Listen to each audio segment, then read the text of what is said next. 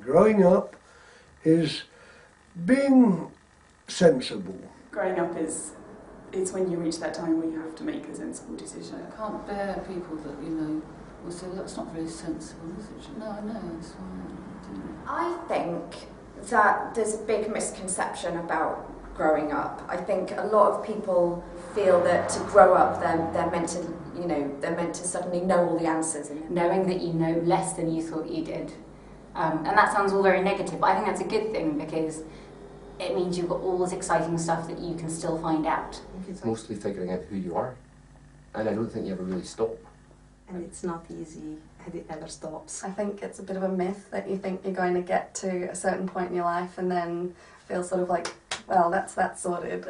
Taking responsibility for the way that your life is going. I suppose it's taking on responsibility, really. Taking on responsibility. So you look back to an idyllic time where I could just go home and mum cooked dinner and dad paid the bills. And if adults are very certain in their world to me as youngsters, whereas now as an adult I'm kind of going, when is that going to happen? At what point are you growing up? Is it when you move out? Is it when you get a mortgage? Is it when you have a child? I don't quite know when you finish growing up and when you become that person, and I'm quite dreading that day because I'll be boring, won't it? I think it's the adventure en route.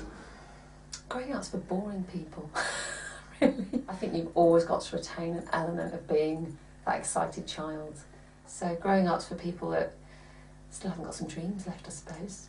I'm not entirely sure you ever grow up. I have a 9-year-old daughter. When she was 4, and laughing on the floor was the best thing to do ever.